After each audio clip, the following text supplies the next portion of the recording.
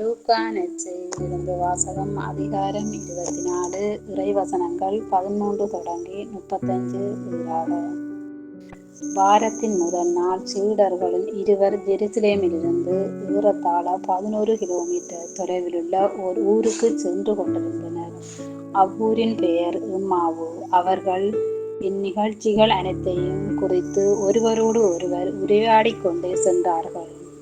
இப்படி அவர்கள் உரையாடிக் கொண்டும் வினவிக் கொண்டும் சென்றபோது இயேசு நெருங்கி வந்து அவர்களோடு நடந்து சென்றார். ஆனால் அவர் யார் என்று அறிந்து உணர முடியாதவாறு அவர்கள் கண்கள் மறைக்கப்பட்டிருந்தன.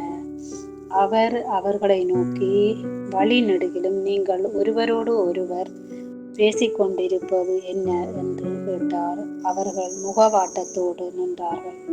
அவர்களில் கிளயோப்பா என்னும் பெயருடைய ஒருவர் அவரிடம் மறுமொழியாக, ஜெருசலேமில் தங்கியிருப்பவர்களுள் உமக்கு மட்டும்தான் இந்நாள்களில் நிகழ்ந்தவை தெரியாதோ என்றார். அதற்கு அவர் அவர்களிடம், என்ன நிகழ்ந்தது என்று கேட்டார். அவர்கள் அவரிடம், நாசரேத்து இயேசுவை பற்றியேதான் பேசுகின்றேன்.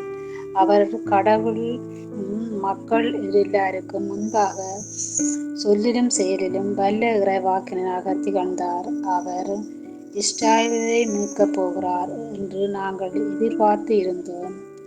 ஆனால் தலைமை குருக்களும் ஆட்சியாளர்களும் அவருக்கு மரண தண்டனையை விதித்து சிலுவையில் அறைந்தார்கள்.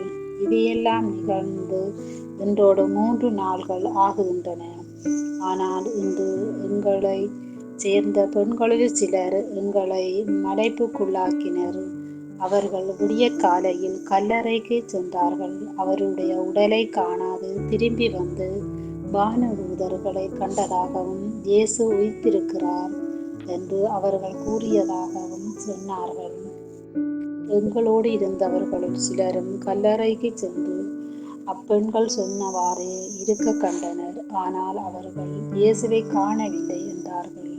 இயேசு அவர்களை நோக்கி, அறிவிலிகளே, இறைவாக்கினர்கள் உரைத்த எல்லாவற்றையும் நம்ப இயலாத மந்த உள்ளத்தினரே, மெசியா தாம் மாட்சிமை அடைவதற்கு முன் இத்துன்பங்களை பட வேண்டும் அல்லவா என்றார்.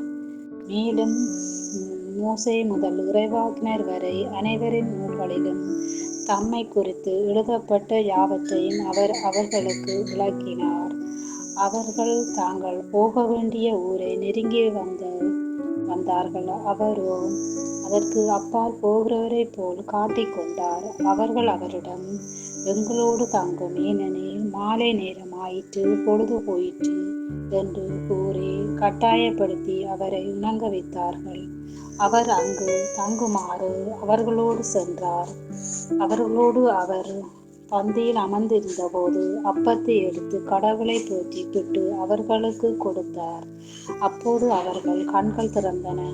அவர்களும் அவரை அடையாளம் கண்டு கொண்டார்கள். உடனே அவர் அவர்களிடமிருந்து மறைந்து போனார். அப்போது அவர்கள் ஒருவரை ஒருவர் நோக்கி, வழியிலே அவர் நம்மோடு பேசி மறைநூலை விளக்கும் போது நம் உள்ளம் பற்றி எரியவில்லையா என்று பேசிக்கொண்டார்கள். அந்நேரமே அவர்கள் புறப்பட்டு ஜெருசலேமுக்கு திரும்பி போனார்கள். அங்கே 11 அவர்களோடு இருந்தவர்களும் குழுமி இருக்க கண்டார்கள். அங்கிருந்தவர், ஆண்டவர் உண்ணாவே உயிருடன் எழுப்பப்பட்டார், அவர் சீமோனுக்கு தோற்றம் அளித்துள்ளார் என்று சொன்னார்கள். அவர்கள் வழியில் நிகழ்ந்தவற்றையும் அவர் அப்பத்தை விட்டுக் கொடுக்கும் போது அவரை கண்டு உணர்ந்து கொண்டதையும் அங்கிருந்தவர்களுக்கு எடுத்துரைத்தார். இது ஆண்டவரின் அருள்வாக்கு. கிறிஸ்துவே உமக்கு புகழ்.